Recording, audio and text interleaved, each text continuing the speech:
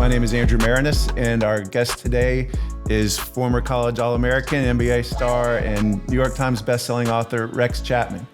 Rex, thank you so much for joining us today. Thanks for having me.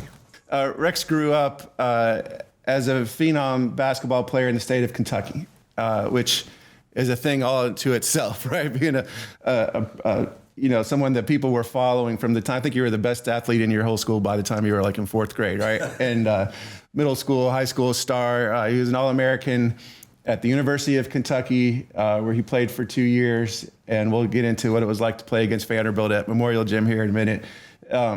Left Kentucky and was drafted in the first round in the NBA draft, number 8 overall pick by the Charlotte Hornets. Played 12 seasons in the NBA. And he wrote this book along with Seth Davis, who you may recognize from CBS Sports March Madness coverage. Seth is a Duke guy, so I don't know how Duke and Kentucky came together for this book, but it's a wonderful book. And what I love about it so much is that Rex, when I was talking to him yesterday about his visit, he said, I'm an open book. You or the students that I meet at Vandy can ask any question they want. And this book itself is an open book, and Rex deals very honestly with issues including racism, mental health, and addiction especially. And Rex will talk about addiction with opioids and the opioid epidemic, and also gambling addiction. Went from making, $40 million, over $40 million in the NBA to at times living out of his car. And so it's a really poignant story that is beautifully told, and so much. As I was reading it, and I don't have a background as a star athlete, but some of the other issues that you faced really resonated with me, and I know that this book has been really helpful to other people that have read it. So you've done an incredible public service by telling the story. And I really, really appreciate that. You didn't have to do it. You didn't have to lay all this out, but you did. So thank you, Rex. Thank you. Thanks for having me. Absolutely. So before we get into the meat of the story, since we've got a lot of Vandy basketball fans that are listening, tell us what it was like to play in this unusual place, Memorial Gym, as a Kentucky basketball player. Yeah, the last time I played here, I was a sophomore and we lost. I fouled out. So that's my remaining memory from playing in Memorial. On our way over here this morning, I was telling you that I think when I was playing in the mid 80s here, mid to late 80s, they still had a pulley system where there was a pulley from the rafters all the way down to the scores table where they would put the stat sheet on. Yep. And I remember at the time thinking, wow, this is really high tech for Vandy. I used to be the one that would drop the pulley. So about from that's crazy. 89 to 91, I felt like I was a little bit of a celebrity because I was way up in the press box. There was a mimeograph machine that would print out the stats at halftime. I would put that one piece of paper in the basket, lower it down on this rope, and everyone would be like watching, and I felt pretty cool. I was lowering the pulley.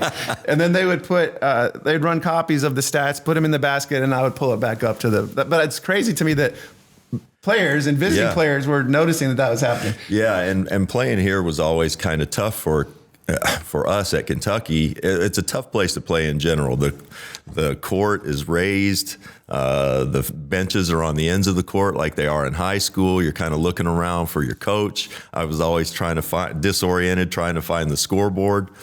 But the other tough part about it was you guys always had 4 or 5 Kentucky guys. And those Kentucky guys were kind of ticked off that they weren't recruited by Kentucky. Right. So they really had it out for us every time we played Vandy. And Vandy was good. They had Will Perdue at the time, Derek Wilcox from Kentucky, Barry Goheen, Frank Cornett, Scott Dowd, all guys that I grew up playing against in Kentucky, in high school basketball in Kentucky. So they came here and had great success, and they beat us a couple times, which I know they still talk about. Well, I know that you had listed on Twitter some of your favorite Kentucky high school basketball players, and you mentioned Frank Cornett and I think Derek Wilcox, and I know you mentioned Barry Goheen, and Barry thought it was great to be an NBA there. They were great players. Meant a lot to him. Great players. Making me feel old. Like Frank Cornett's son Luke has been he's an NBA veteran by now. It's crazy. I mean, and he I can't believe Frank Cornett was a big man. I can't believe his son is even bigger than he is. Yeah, no kidding. All right, so let's get to the book. So it starts in a really dramatic way. Like right off the bat, this is not just an ordinary athlete's memoir that's just going to talk about the time they scored 30 points against somebody. You really start what I would consider the rock bottom moment of your life. Yeah. So can you take us to that moment? So I'd finished playing basketball, and I guess probably I'd been retired for 13 or 14 years. And since I'd finished playing, I really hadn't advanced much in life. I'd been working with some NBA teams, but I had started taking painkillers right near the end of my career. I had 7 surgeries my last 3 years. And when I retired, a doctor gave me a prescription for a new medicine called OxyContin. This was for an appendicitis. So he said, take this, and it's a new drug, and, it'll be fine. It wasn't fine.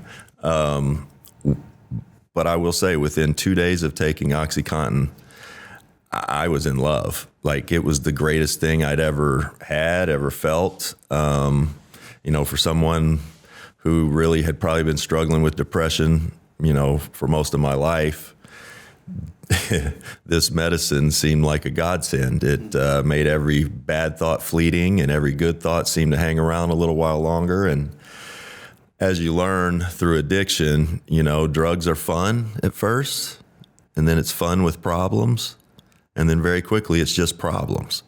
And that happened for me. It took a bit of time, but by the time I was 45, I was arrested. I had been, I had a gambling problem. I had a drug problem. I was running out of money. And, through, I guess, opioid stupor, I had been shoplifting. It's hard to say that. It's still hard to say that, because as I say it, I'm talking about myself. And it can take me to a really weird and kind of dark place. Yeah. Still can't believe it was me, but it definitely was. I was arrested, and 4 kids. I have 2 that were one out of high school, 1 in high school, and 2 in middle school. So, I felt like I'd let the whole world down. My fans, my friends, my relatives, my family, my children, my parents. And I was just absolutely broken. And at that point, just had to start to try to rebuild my life. Yeah. And you have. Yeah, I guess. And I imagine that writing the book and talking about it is very difficult, but it's also part of that recovery process. It definitely is. You mentioned Seth Davis, who and Seth's a good friend of mine. It took us the better part of 4 years, over the pandemic to get this book done. And, there were times it was fine. It was pleasant. We talked about good times. And then there were a lot of days it wasn't fine. And there were times that I didn't want to talk to Seth, and that we'd have to just put things on the shelf for a couple of weeks, because emotionally, I had just, I think over time, I'd gotten back to where I dug out of that hole and gotten back to where I felt pretty good about myself. But, that stuff's never gone. It's always there. And it's just a matter of how you kind of deal with it and compartmentalize it. Being able to talk about it is cathartic, but it also can dredge up some old stuff and can take you back to a dark place if you allow it to. Yeah, it's interesting you mentioned that. I think about the times that I interviewed Perry Wallace, and we've had a chance to talk about him a little bit this morning. First black basketball player in the SEC in the late 60s, and he's traveling to the University of Alabama not long after Governor Wallace was in the schoolhouse door, or to Ole Miss not long after James Meredith. And he faced that type of racism, but also the racism of isolation and loneliness here on his own campus, And so as he's telling me his story, which he wanted to do, it is taking him back to those moments. I remember one time we drove around Nashville, and he just showed me like the city through his eyes in like 1967. And there was a street corner where there's like gentrified area. There's some trendy restaurants there. And he's like, this is where I thought I was going to get shot by some kids white kids coming by in a car, and like walking on campus. This is where a professor called me the N-word, and these physical places brought back memories. And then as we're out discussing the book together, he's always been eager to tell the truth and share his story, try to bring white people along, on their understanding of race. But it's also like sharing these really poignant, personal, painful memories for other people's entertainment in a way, And I gradually began to really understand how special it was he was willing to do that, and how much it took out of him every time we did it. Yeah, and I think probably the thing that, you do see the people that are receptive to what you're talking about. But there are going to be those that aren't receptive no matter what. And you can kind of see those folks when you're talking to groups. There are people that may not believe or feel the same way you feel about racism or important topics. And so it's, you'd like to think that whatever you're talking about, people are taking and trying to use it and not, trying to twist it and make it something that it's not. Yeah. Yeah. All right. So there was an author, legendary author, Walter Isaacson, was in town a couple weeks ago, biographer. And he said that in writing biography, it's all about dad. And he said whoever he's writing about, he really works hard on figuring out that relationship between the subject and their father, right, which is a really important part of your story also. So can you tell us about growing up with your father and what that relationship was like? Absolutely. My dad is great. And when I say that, like all dads, he's great and he's not sometimes. I think the thing that I didn't realize until I had kids is that our parents are just making it up as they go. There's no plan. They didn't, they didn't study to become a parent or anything. Parents are really making it up as they go. My dad was a terrific basketball player. He actually signed at the University of Kentucky and played there as a freshman with Pat Riley and Louis Dampier, and they had an undefeated freshman team. And then my dad's dad got ALS, and he moved back closer to Owensboro, where we're from, so he could go to Western Kentucky. And he finished up at Western Kentucky. But when he finished, he played in the ABA a couple years and then went straight into coaching. So when I was little, my dad was a coach, and I went to all of his practices. If I was in first grade, I'd get the bus over to the high school in the afternoons after school, get my homework done really fast, and then watch his teams practice.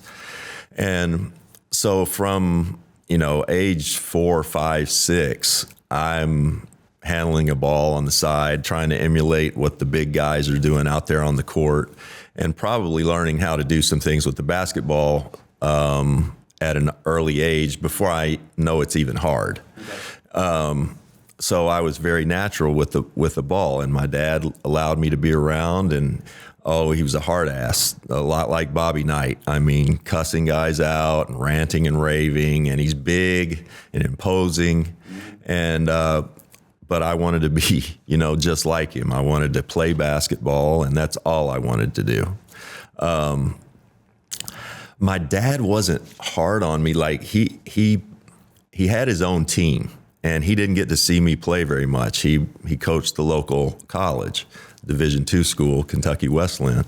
And so I would go to their games, but when I got to be about 14 or 15, I hit a little growth spurt, and my athleticism started coming into focus, and before long, I was one of the best players in the area. And by the time I was 16, I was probably the best player in our state. I don't think that I knew that, but looking back, probably was the case.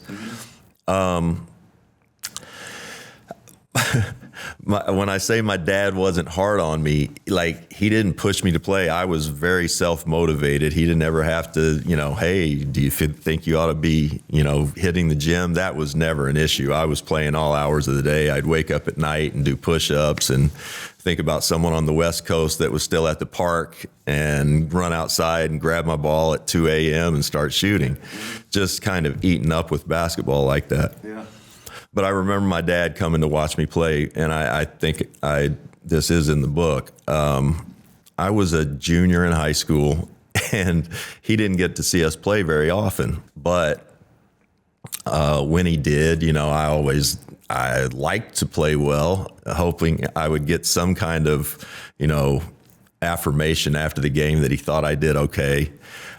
Wasn't quick with compliments at all. But this one night he saw us play, and I probably had 40 points and 20 rebounds and, a lot of assists and blocks and whatnot. And I thought on the way home, well, he's going to have to love me up tonight a little bit. And got home, and I walked in the door, and he didn't even look at me. I walked in and asked my Mom, is he all right? And she was like, yeah, I don't know I think he's fine. So I went back in and sat where he was, still didn't look at me. And finally I said, well, what'd you think? He said, oh, you want to know what I think? I want to know when you're going to take an effing charge. You ever going to take a charge? And he said, stand up. And, he started to run into me. My mom came in and said, guys, break it up in here. And I just went up to my room, and she came up about a half hour later, put her arm around me. I'm sitting on the edge of my bed down. And as she put her arm on me, I kind of, moved and got away from her and was like, get off of me. If he doesn't tell me, how am I going to know? And so I took up for him really? In that moment. And I was, he probably didn't handle it right. But I did know if I knew he knew what he was talking about. And I might not have liked his method all the time. But I knew that I was going to need his advice and his guidance, and I followed it. Basketball wise, my dad never led me wrong. He was very much a voice of reason. And, if I came home one day and said, my coach doesn't know I did that once. I said, my coach doesn't know what he's doing. And he went, what did you say? I said, yeah, I'm not playing. I was young. I was trying to play up on the freshman team. I was probably a seventh grader. And I said, yeah, my coach doesn't know what he's doing. I'm not playing at all. He said, you don't think your coach wants to win? I went, well, yeah. He said, well, then play better. Play harder. Do something on the floor other than shoot the basketball to make your coach want to keep you in the game. That's great advice. Also, now I know I'm not going to have an ally in my dad if I want to talk crap about my coach. That's a great life lesson. Yeah. So he may have been hard on me, but I'm really grateful for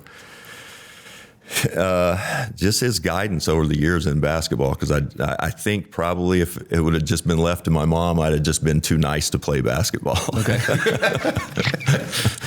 You mentioned one thing, and this puts a little bit of a different spin on it, because it's clear how much you respect the advice he gave you from basketball, but that as a coach, he had a special relationship with his players, and there was an intimacy there that you kind of wanted with your dad as well. Yeah, I'm not sure that was anything that I recognized as a kid, but looking back, and honestly, recently I saw it with a kid at Kentucky that you guys probably know, Brad Calipari. Yeah.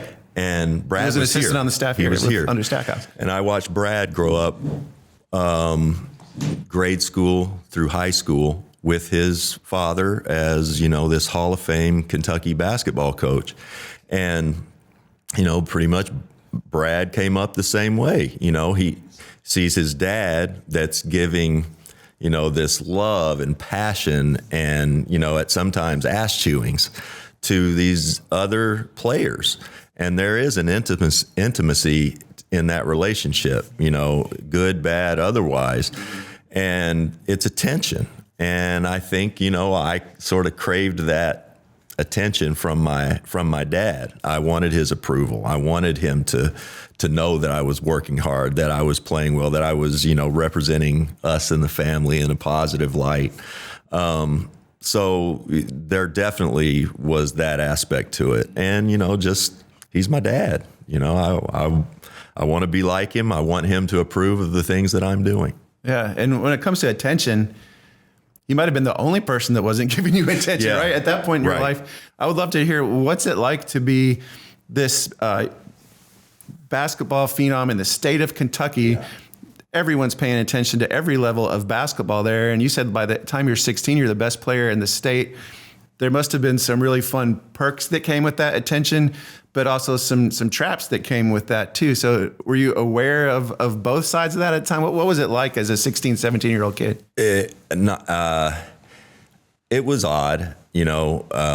I remember specifically one day being in the mall with, my buddies, and we came upon a group from another school, our crosstown rival, that had, guys, girls walking with them, and we're kind of passing each other in the hall or in the mall. And one of the girls comes over, and, look, I don't know if I ever even had a girlfriend by this time, probably 15 years old, I guess. And one of the girls came over and asked for my autograph, which, I should have seen coming. I just didn't. And my buddies are standing around like, this is weird. And so I signed this piece of paper, and then the girl takes it back to her crew, and they all kind of yell over, and they raise the piece of paper and they rip it up, and everybody's laughing. My friends are laughing. I'm laughing. They're laughing. However, I'm not sure I thought it was that funny. Like it was, so I got some of that, and that was confusing. It was, you don't really know who's cheering for you, who's not, who's pulling for you, who's not. So going through that, growing up in Kentucky was, I don't want to say it was difficult, but it was definitely different. And I had to learn, pretty quickly to, kind of watch what I was doing, what I was saying, and who I was around. And, now that there was this sort of, there was kind of a target, at least I felt like there was on it. Yeah. And then, as a white basketball star, there was an aspect to this popularity that didn't sit right with you. Yeah. Tell us about that. Yeah. I started hearing things, you play like a black guy. And I didn't really understand what that was. In fact, one guy, I went to play a game when I was 15 or so, and it was an away game. And after the game, this guy comes up and puts his hand on I don't know him, he's a stranger. And he says, "You play just like an N-word, but you get to be white."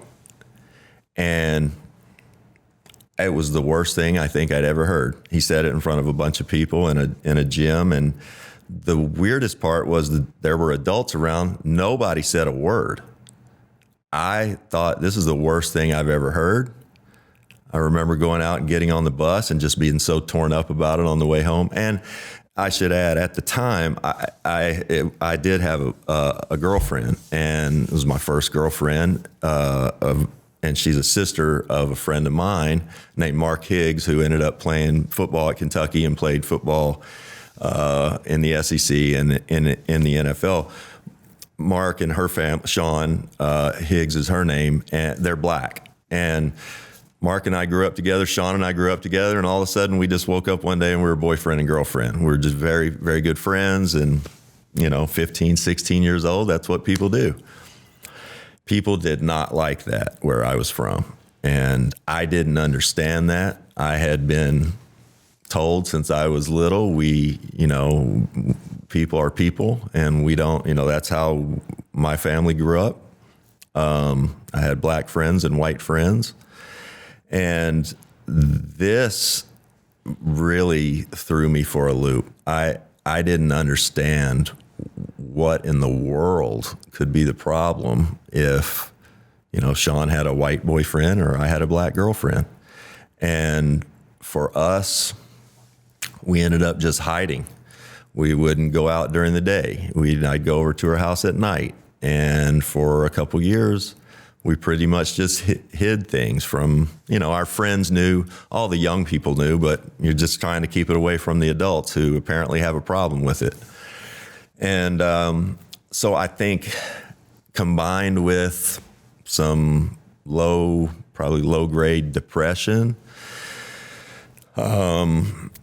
people knowing who I am and still working really hard at what I do. I loved basketball and nothing was going to derail that, and things were going very well in that regard, but things were not going well, where I'm having to, hide who I like as a girlfriend. And that, I think that still affects me. It still impacts me. I still have days where I think, God, I wish I'd have handled that differently. I wish we hadn't hidden. I wish, and then Sean ended up going to Kentucky and we were together there at Kentucky, but they didn't like that either. And in fact, when I got to UK, Sean and I walked to class together the very first day. And when I got out of class, the coaches summoned me over to the office and told me that if Sean and I wanted to do that, they knew Sean was my girlfriend. And so we just assumed once we got to college that everything would be fine and we could, go out and go on dates. And that wasn't the case. They wanted us, they made it known that they wanted me to, hide and do that undercover.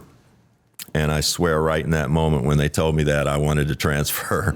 But, that meant sitting out a year, and I was very focused on basketball. So it was just a very difficult time for me as a person. Basketball, everything was great. I handled, I could handle the on-court, the off-court. I never felt any pressure. The basketball part, it wasn't easy, but I didn't feel pressure to go out and play well. I usually played well and I played hard, and I knew how hard that was. I knew how hard and daunting being a basketball player in college was, but my dad had really prepared me for how hard that was going to be. Okay. Well, and even the question of your girlfriend followed you to the NBA, right? When you're drafted by the Hornets. Yeah. So I was drafted by the Hornets. I left school after my sophomore year, and part of it was because, I was really tired of having to, hide things around Lexington with Sean. But I got to the NBA, I was drafted, and I was holding out for like $25,000 more a year. I'd been holding out for a week, and the owner of the team, George Shin, sort of summoned myself and my agent, David Falk, to his house one night to try to get the deal done. And this is the first time I've met him. I guess I had met him at the press conference, but the first time I'd really had any time to sit with him. And when I got to his house, he took me downstairs. My agent was upstairs, and he poured me a Coke. And right at the same time he's handing me the Coke, he says, "Now, do you have a black girlfriend?" And I was stunned. And at the time, Sean and I were broken up like, young couples do. Mm-hmm. And so when he asked that, I said, "No, sir, I don't." I said, "But if I did," I was upset. I said, "But if I did and that makes me a bad guy, then I guess I'm just going to be a bad guy." And that was the first time I was 19, 20. This was the first time I'd really stood up for myself or for Sean at all, and not just taken what somebody had said. So I said that to him, and then, Sean and I got back together, and she would come in town from time to time. And I just remember when I said that to him, he immediately kind of thought, "Oh crap, I messed up." And he said something that I'll never forget, because I'd never heard the phrase before, but I knew what it meant in that moment. He said, "Well, no, I don't care. I don't care, but we live down here in the Bible Belt, and some people might." And I thought, well, that doesn't sound like a good excuse to me. Yeah. But yeah, I'd never heard the term Bible Belt before. And it was just kind of a rude awakening. Yeah. So going back to your experience at Kentucky, mm-hmm. Eddie Sutton was your coach. Yep. At Kentucky. And it's public information, Yeah. but you write about it in the book that he was an alcoholic. Yeah. And I just think about some of the influences that you had in your life of role models that in some ways were positive role models, in other ways weren't. I think your dad had taken you to the track as a young kid, right? So the idea of gambling was a part of your life from the time you were a little guy, right? Absolutely. Yeah. And then you have a coach in college who has bottles of vodka falling out of his pocket, just passed out at practice. Like, what was it like playing for a coach that was dealing with that? I did. Again, we didn't know. I didn't know that Eddie had a problem when I decided to go to school there, but he definitely did. And I should say that Eddie was a great coach. I love his family, and we sort of reconciled later on. We didn't have a very good relationship when I was in school. But yeah, it was hard. And, this was when I went to school, the internet wasn't around. Parents you're sending your son off to school really with, to be mentored and looked after by this coach. My parents obviously didn't know any of Eddie's struggles. Drunk or sober, Eddie could coach the game. And in fact, one of the first nights that I realized that one of the first times I realized Eddie had a problem was here at Vandy. My freshman year, we came in here and we had a dinner. We got off the bus, changed, and went down to dinner. And from the time we were on the bus to dinner, Eddie had apparently had some drinks. And for 2 or 3 hours here the night before we played Vandy, he was just sort of putting on a show at dinner. And we all could tell he was drunk, and we're kids and we're kind of egging him on and laughing a little bit, which is not very nice, but we were kids. But yeah, it was difficult. And my whole freshman year, he had a very bad problem. He went to Betty Ford over the summer, and my entire sophomore year, he could not have been better. So, we had a difficult I think I lost some trust with him, through all of that. And then on top of, the alcoholism, he's also telling me, who I can and can't date publicly. Right. And that really, didn't sit well with me. Okay. And then you had fans that. Yeah, we had twice, 2 or 3 times while I was at Kentucky. I came out after ball games and my car was keyed and it had the words "N-word lover" on the side of it. And these are Kentucky fans. Yeah. People that are cheering for us. Late 1980s. Yeah. See, that's what I thought too. It's in the 80s. You got, Janet Jackson's everywhere you look. Michael Jackson's the biggest star in the world. Prince. You've got all these black entertainers that are, kind of running the world of music and hip hop and entertainment. That's all coming into focus. And I could not for the life of me understand why anybody would have a problem with a black person and a white person dating. It made me angry. And I think I really built up huge trust issues that I still have to be cognizant of, that I still work on. If someone says something that, I feel like is not completely trustworthy, I have a tendency to kind of just write them off instead of realize, look, people make mistakes, they say things, but I definitely developed some pretty significant trust issues through. Okay. So some people may have thought just because you had 2 great years on the basketball court was the reason you went to the NBA, but there were other factors involved. And so you write that you had to initially take a psychology class at Kentucky. And this quote from the book says, "The last thing I want to do is go deeper into my own head." A lot of dark shit going on in there. I asked the coaches to switch me out. Yeah. I took a psychology course and I thought that'll be cool. I, kind of like to know what that's about. And I got in there. Professor was great, but he started talking about free will and whether you have free will or not. And I remember sitting in this class going, wait a minute. Free will, you're saying everything's predetermined, or that there's some thought that some people believe that things are predetermined and you're not really in control. It just started messing with me, messing with my head. And I went to the coaches. I was like, I I really want out of this class.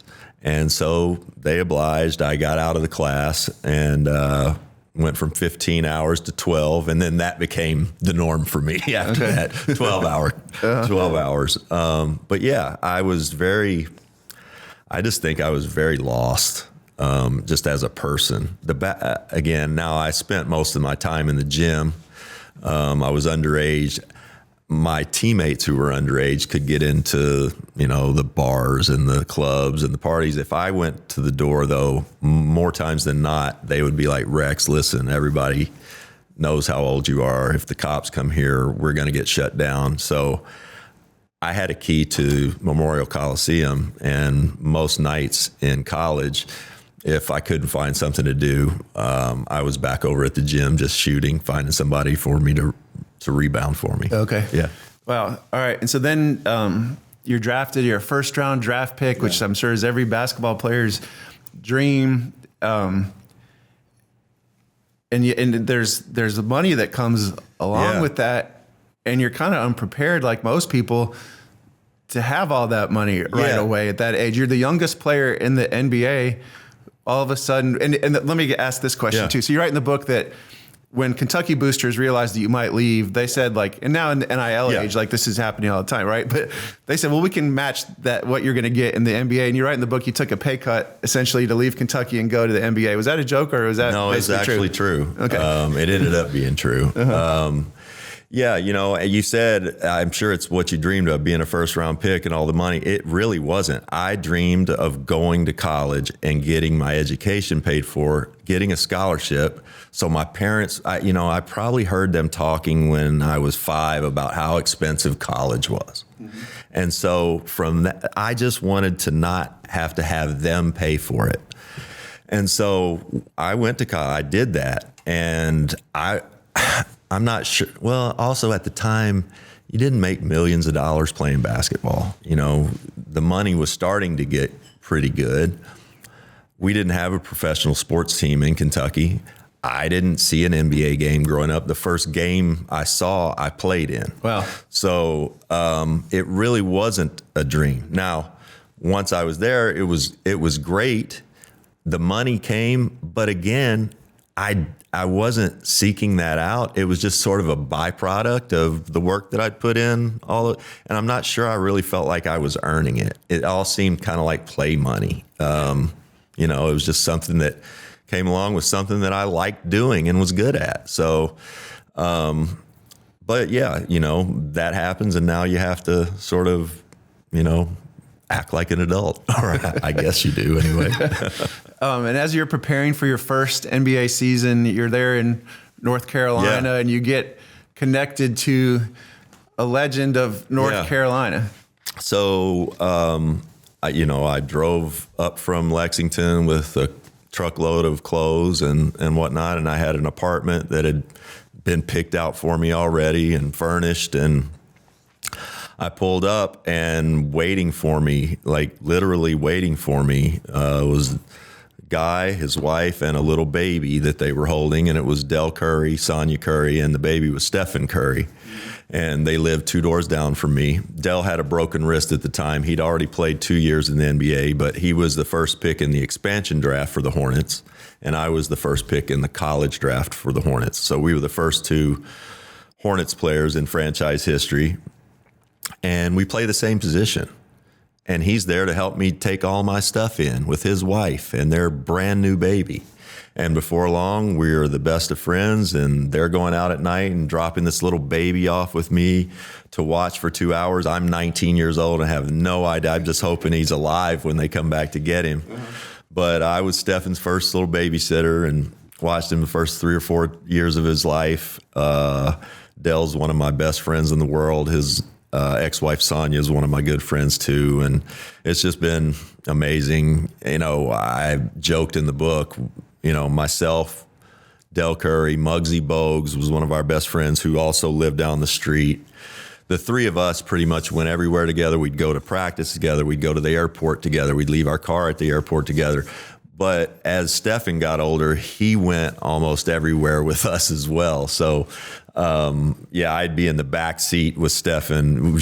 Muggsy should have been in the car seat, but he would be in the front seat with Dell, and Stefan would be in the back seat with me. And all of us were first round picks, lottery type guys. And I'm sure we all thought we were great, but the baby was the best player the whole time. Yeah. Yeah. Just to put a point, I used to talk about Steph Curry, and you changed his diaper, right? Used to change his Steph Curry's diaper. Yeah. That's great. And then you also worked out with Michael Jordan before your rookie year. Is that right? Yeah. Our agent was the same. Michael had called me to go to Carolina when I was in high school. I think Dean found out, or I went to visit North Carolina, and he came in home to visit me. But I guess he found out that I liked how Michael played or whatever, and had Michael call. So I talked to Michael in high school, and then when I left, I ended up picking his agent, David Falk, to be my agent. And yeah, we started, we'd work out in the summers together, play golf, play basketball, gamble, which Michael loves to do. And I did too. I'd been going to the racetrack with my father since I was 5, 6, 7 years old. So yeah. Yeah. And so I want to try to turn the conversation towards some of the traps that came in the NBA. So you write in the book that you knew where every off-track betting location was in every NBA city. Various injuries are happening. You're being overprescribed, right? So how did the troubles start to arise during your career? I never really developed, aside from golf, maybe, never really developed any real positive off-court hobbies. I had two, Sean was my girlfriend. I was not a good boyfriend. I was running around on her. I was, I think I did that just sort of as a distraction. You're not letting me see my girlfriend. Well, I'm not going to sit around and be an unhappy college kid. So I tried to make the best of the situation, but probably wasn't doing it in the most healthy way and doing it in a dishonest way, running around cheating on your girlfriend. So I had that as a hobby, chasing girls, and gambling.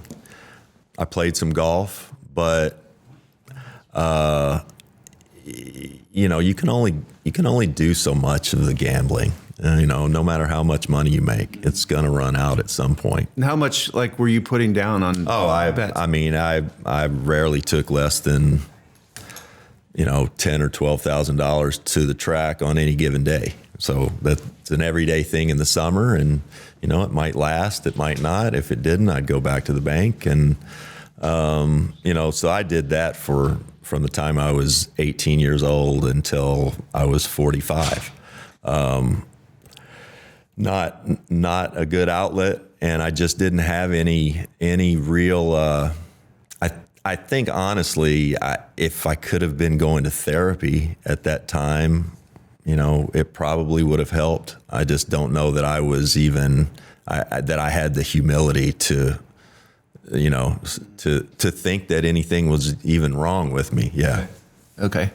And then you have injuries where you're being prescribed Vicodin. Yeah. First, right? Mm-hmm. And then the OxyContin comes after that. Yeah, the OxyContin, the Vicodin was, I didn't have an issue with that. I'd taken it after surgeries for a day or two, but I'd always gotten off the Vicodin just because I knew I needed to know how my body felt so that I could get back out there and play quickly. And if I'm masking the pain with the pain medicine, then I'm just not going to know. So I never had an issue with the Vicodin, but when they gave me that OxyContin, like I said, I felt like I was in love. It took away a lot of my inhibitions. I'd always had very, almost crippling social anxiety. And when I took that medicine, it was like all of that went away. I felt like a nicer person. People would come up to me at a ball game that I'm watching, and in the past where I would be like, oh no, this person's going to come up and talk. I want to watch this game. All that went away. They'd come up. I felt like the nicest person in the world. I felt smarter and funnier, better dad, better husband. All a lie. But I didn't realize. And before I knew it, I'm taking 1 to 2 of those pills a day. And within 18 months, I'm taking 40 Vicodin a day and about 10 OxyContin a day. And Danny Ainge, longtime player in the NBA and executive in the NBA, is one of my good friends. Danny asked me to come to his house, and he said, "Look at you. You look like a mess. You're wrecking your life. You're wrecking your family. You've got to go to treatment. You've got to get off this medicine." And for whatever reason, it was because it was Danny. I listened to what he had to say, and I went to rehab. For the first time, and that was in 2001. And talk about a humbling experience. I wasn't a drinker, I wasn't a smoker, I wasn't a drug guy, and I'd played 12 years in the NBA. I'd never been in any trouble of any kind at all whatsoever. And now I'm in drug rehab a year and a half after finishing playing. That was difficult. And then when I got out, I was clean for about 6 months. I had another surgery on my wrist to have a screw removed. And when I think back, I should have told the doctors afterwards, don't prescribe me any pain medicine. But I didn't. They prescribed me the Vicodin, and I'm back off to the races. I never went back to OxyContin after that initial time. That was just a monster that I was so happy to be away from. But I got back on the Vicodin. I got off the Vicodin. Went back to another rehab. Clean for a bit. They put me on something called Suboxone, which is kind of an opioid derivative to help wean you off of opioids. Well, I took that for 10 years. And my decision-making got poorer and poorer and poorer over time. I got divorced. I've got financial issues. I was working in the NBA. Now I'm not working in the NBA, and my life just went to hell. And, before I know it, I'm arrested and really at rock bottom. I have legal issues, and I've embarrassed myself and my family and my friends and everyone else. So it was at that point, you've got a decision to make, and it's either just crawl away in a hole and die, or try to face it. And, I'd always tried to face things head on, and this was not something I really wanted to dig into and tackle, but it was something I had to do. Yeah.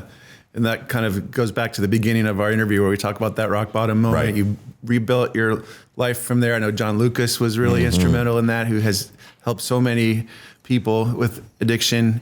The aspect of addiction I was interested in is as you're coming out of it, you're coming out of a fog in a way, right? And you start to see things clearly. And I've been through this, and it's great on one hand that you're out of the fog, but on the other hand, you feel like some shame, heavy shame for what you're seeing for the first time. I'm glad you brought that up. That's the hardest thing. And I think that was the thing that I didn't really anticipate, is that, I started taking the medicine for a reason. The reason I thought was because I had physical pain. Very quickly, as I just explained, that OxyContin, what I was describing, wasn't helping with any physical pain. It was doing something to my mind. And so for years, I just self-medicated, and I thought, I think I'd talked myself into, this is pain medicine for arthritis, which I have some.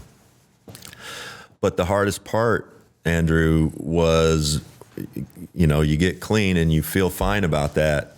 Now you have to sit in your own feelings, not medicated, fully aware of the damage that you've caused to yourself and your family and everybody around. And learning how to sit with those feelings, it's still hard for me. I'll, get bad news, a tax bill comes in or whatever it is. And for so long, if I got bad news or whatever, grab a pill and, let's just not think about that. That's not mature behavior. It's not healthy behavior. And I had to learn that. And I had to learn it at a very late age in life. I didn't have any coping mechanism, any coping capabilities for really anything. And that's something over the last 10 years, 11 years that I've really had to work on and to get comfortable sitting in my own bad feelings. And it's not, I still don't like it. But it's something that I realize you have to do as a person, as a functioning person. You have to be able to do those things. And, I think for so long I was a good basketball player. People kind of pushed me through and put up with whatever mood I was in or whatever it was. And, I just kind of lived like an immature grown up. You're going to be speaking with our student athletes here at Vanderbilt tonight. You mentioned in the book that the success as an athlete had a side effect of stunting your growth in other ways. I think that's going to be a valuable message for them to hear. Yeah, I felt like I had arrested development, and in many ways, I was at age 45. I was still the kid that was 19, sitting in Eddie Sutton's office, and really hadn't, sorted out my feelings or my emotions ever. And so, when I crashed and burned at age 45, I really had to start learning about why I do things the way I do, why I run from the things I run from or run toward the things I run toward. Now, I want to fast forward. So when we walked in this building this morning, there was a woman who recognized you, not from Kentucky basketball, not from the Washington Wizards or the Hornets, but from Twitter. Yeah. So as you've come out and told your story publicly, wrote the book, there was a big article in Sports Illustrated. You've also developed a really strong following on social media and have started to use your voice, in fun ways. I love the blocker charge stuff that you post, or dogs, like we don't deserve dogs, right? But also, you mentioned the election of Donald Trump and the murder of George Floyd really prompted you to start speaking out, especially on race, in ways that maybe you hadn't back when you were in high school or college and people are criticizing you for your choice of your girlfriend, right? So how did you come to this point in your life that, like, kind of screw it what other people think, this is what I believe, I'm going to use my voice publicly in this way? I think, I don't know exactly how or when it came about, but it was during that time where George Floyd had been murdered. And I just remember feeling awful, watching it. And there was so much racial kind of animosity going on in our country at the time. And I had a couple things to say on it, and I was living in Kentucky at the time. And right around that time, the Kentucky basketball team decided to kneel for the national anthem, one game. And the fans absolutely lost their minds over it. And I just remember thinking, and it took me back to being in college and, having black teammates and having a black girlfriend, and just realizing that this is wrong. This is really wrong. And I thinking I had a big platform at one time, and if I'd have been 19 or 20, if I knew what I know now, I would say something. Mm-hmm. Well, I'm not 20 anymore, but I do have a platform, and I thought it would kind of be cowardly to not speak up on certain things. And I didn't want to, make the same mistakes I'd made in the past by being quiet. So I try to pick my battles, and, some people like it, some people don't. The Twitter thing is pretty weird.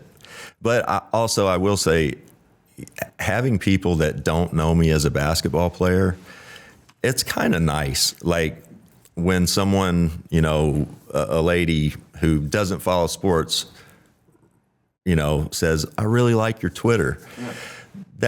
That's really interesting. And it there's one story that I really feel is poignant. I was very similarly, I was picking up my dog from the kennel a couple years ago, and this lady came out and she's almost got tears in her eyes. She's bringing my dog out to me. This was at the kennel, and put the dog in the back, and she said, can I ask you a question? And this was in Kentucky. I assumed it was a basketball question. And she said, I read your book. What made you want to do that? And I can't thank you enough. My son has been in and out of rehab, and you know what you've said and how you've gone about this really gives me hope. And she was crying, and I was just like, this is really odd, but this is really cool. Mm-hmm. And that, you know, she had taken some of my, I guess, pain and is finding comfort in it somehow. And to me, I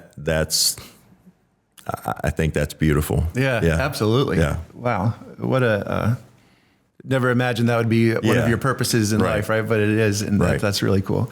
All right, I'm going to go to some of the questions from the audience. First question is, thank you, Rex, for sharing such an intimate look into the struggles in your life. My question is, how has your experiences with your father changed how you relate to your own children? That's a great question.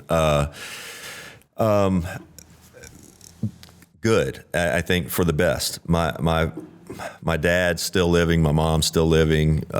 We still butt heads at times, and it's hard. I think we're just a lot alike. And so he'll say things or do something, and I'll look at it sideways, and then I go, yeah, that's probably what I would have done too.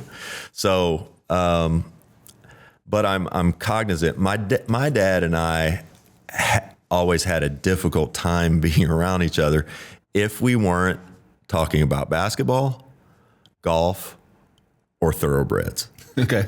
Any of that, we're fine. Yeah. But there's almost a thickness in the air if we're not talking about anything other than that. I definitely didn't want that to be the case with my son. However, you know, as much as, you know, my dad was kind of tough on me, I'm not sure I wasn't equally as tough on my son, but I wasn't that much better with him growing up. And I know he feels fine about it. My son does, but you know, that relationship with my dad has definitely shaped how I am with my children. And we're all, I think, just trying to do a little better than our parents did. So hopefully in that regard, I'm doing a great job, or a good job. My ex-wife, she's done all the heavy lifting with the kids, and real credit to her and who she is as a person. Yeah, there's a quote in your book that meant a lot to me. It said, the only thing I've ever really wanted in life is to be a good dad. I am grateful that there are at least a few moments where I genuinely feel like one. Yeah. You know, I don't always. And when I think about, you know, some of the troubles that I kind of carry a bit of guilt and shame around all of the time when I think about, you know, my kids, and just that it's something they have to deal with. Someone will find out that I'm their dad, and, you know, right away, I think my kids go through, well, do they know him for the good stuff or the bad stuff, and how do they feel about him? So, and maybe they don't think about it. I may project that onto them a little bit, but, yeah. Yeah, I'm sure they're proud of what you're doing now. Okay, next question is, would love to hear Rex's thoughts on NIL and the current state of college sports. First, I'm really excited and happy that these young people are getting paid, that they're making. I've always, from the time I went to Kentucky, first, I was being paid under the table. So they've been paying people that they want to pay forever. It's my opinion. College sports have always been professional sports. It's the same people going into Rupp Arena, you know, that go to the NBA games. So it's just been the whole idea of amateurism, I felt, was kind of shaky. But I'm really glad these young people are getting paid. But there's going to be issues. These guys got to pay taxes. They got to be financially literate or more financially literate at a younger age. Essentially now, every senior in high school is a free agent. It's their free agent year. They're going to go and, some of them, there's a kid that signed to play with BYU last year. I think he's going to make $7 million next year to go to BYU. So we've just moved really it's professional sports, in college. And I'm really excited. I'm hopeful that as things progress here and, we have more of a professional setup on college campuses, that we'll be able to, rein in some of the boosters and some of the NIL stuff that's not really legitimate. But I couldn't be happier for the kids. But it is going to make the one area, and this is what I'll tell these folks, the young folks later on.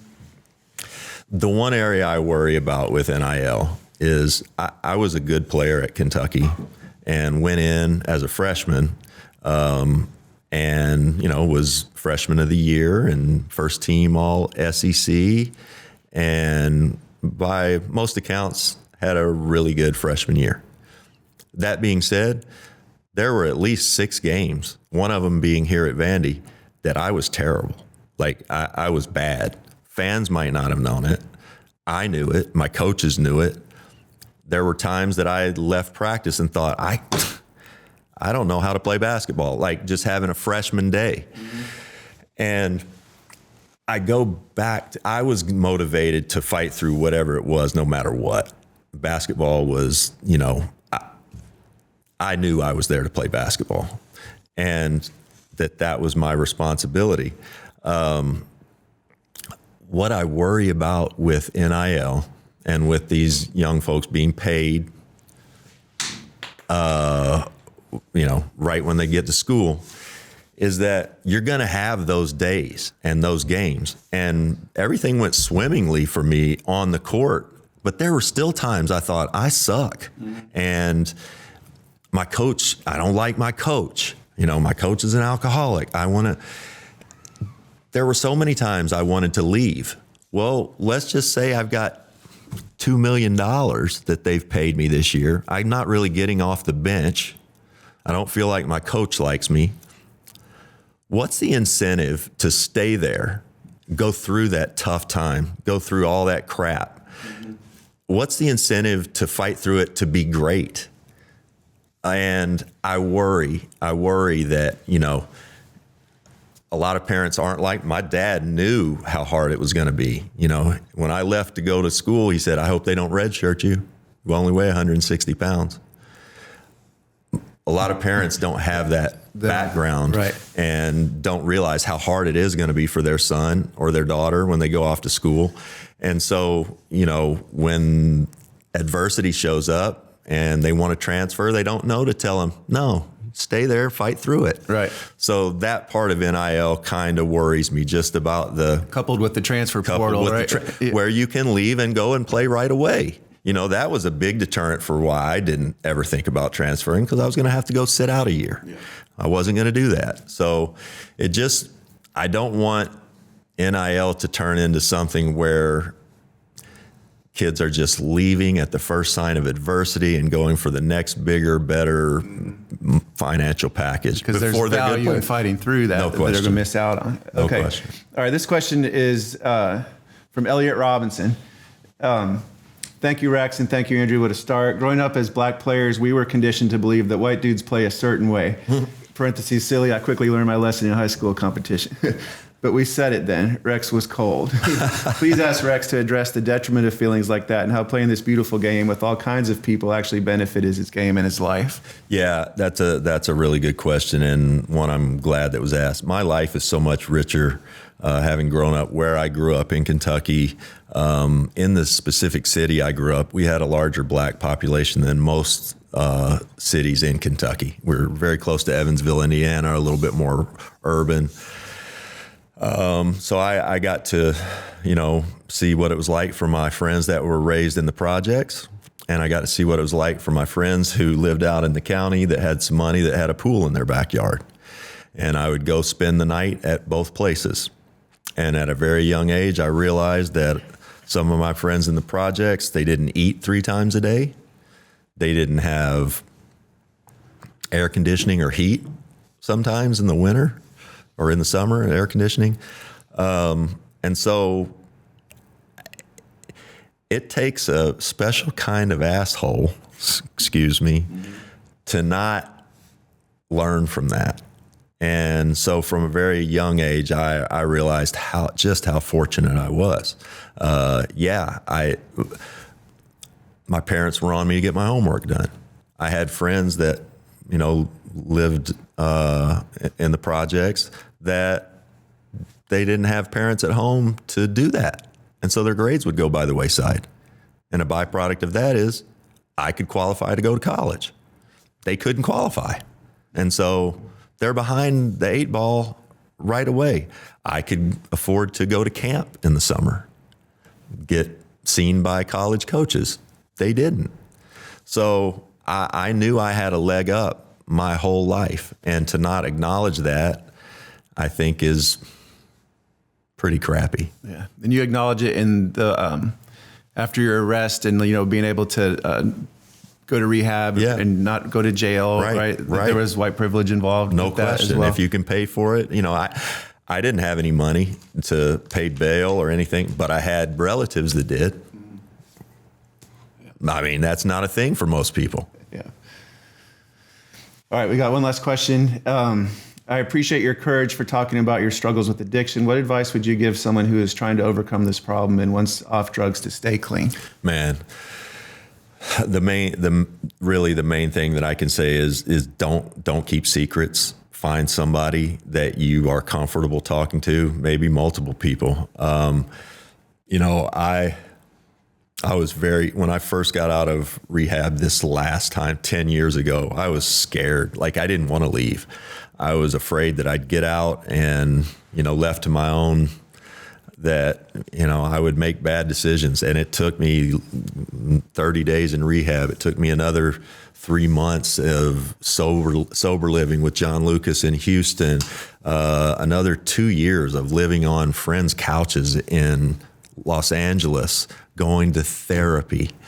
That's the part that's really helped me. And, when you talk about trying to stay off, those types of things, being able to go and talk to somebody that's not going to judge you. I found a great therapist named Kim Peabody, who I found in rehab in Louisville. And she and I, have remained close over the years. And when I have something that's bothering me, or if I just need to talk, I can call her up and we can talk. But secrets are not good for me, and I'm not sure they're good for addicts. So I always recommend, if you can afford it, find a therapist that you can really trust and talk to them. The other thing is, someone with depression like I have, I still, I have half dozen days a year that I don't want to get out of bed. Like, I don't want to get out of bed. And I can get pretty dark in my own mind, and it's my own making. And so what I've done is I just, I give 2 or 3 house keys to my friends. And if they need to come over, if I'm not answering my phone, they can come get me out of bed. They can, nope, you're getting up, we're going to lunch, we're going to do something. And I might not like it. I might tell them to get out or what. And then they know to be persistent and be like, nope, you're getting out. You're coming to do this. Those days get fewer and far between the further away from my acute addiction that I get. But the depression is never going to go away. That's something I'm going to have to. And I still do silly things like, I take Zoloft and I take another medicine for sleep called amitriptyline. And I know I need this medicine. I know I need it. And there are still times that I'll let the medicine run out and I'll think, I'll go get it today. And then I don't go get it today. And now I've missed a day or two. Mm-hmm. And now something comes up and I'm reacting to it in a way that is just not acceptable. And I go, finally, I'll go, well, I haven't had my medicine. Or my girlfriend will say, did you get your medicine filled? And as much as I know I have to have it, it's just like something as a person, I can't manage to get done on time. And it still goes on. And I know I need that medicine. So I rarely go without a day or two without having it. But there are still times that I do that. So staying on your meds, if you're prescribed them, and, talking to someone, a therapist regularly. Wow, amazing. And I think some of that has to do with ADHD also, right? And that no question. And there's so much I wanted to get to that we're out of time, but like that hyper focus that comes with it too, and your love of pressure situations. That's the part that really is weird. I never thought that was like, I knew that I was good under pressure in basketball and sport. Like I loved it. And I, for whatever reason, had a kind of a knack of coming through in those situations. There is an aspect to that that's just, I've put in all the work. I'm fully prepared for whatever this moment is. And, I've done it since I was young. There's nothing to that. I didn't realize that was kind of a cool thing that everybody didn't have. Right. Yeah. Right. Well, there's one thing I wanted to leave us with. There's a quote at the beginning of the book from an author, Rainer Rilke. Mm-hmm. I had never read it before, but I really loved it. And it said, "Let everything happen to you, beauty and terror. Just keep going. No feeling is final." Yeah. Like, why'd you include that? What does that mean to you? I think that was, to be completely honest, that was Seth bringing that to my attention. Yeah. And, he had several of them, and I thought that was just perfect. Yeah. Life is hard.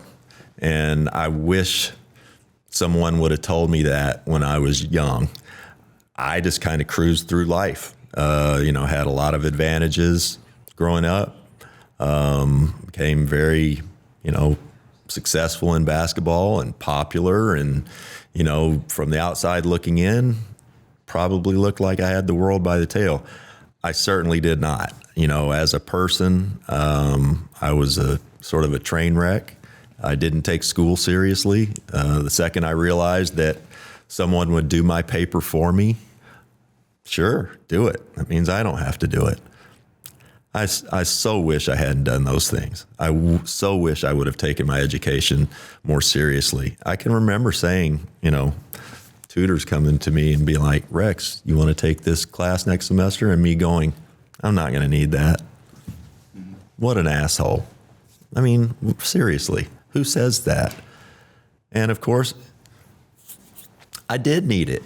When I got out of rehab and didn't have it, would have been nice if I, at the time, to coach college basketball, you needed a degree.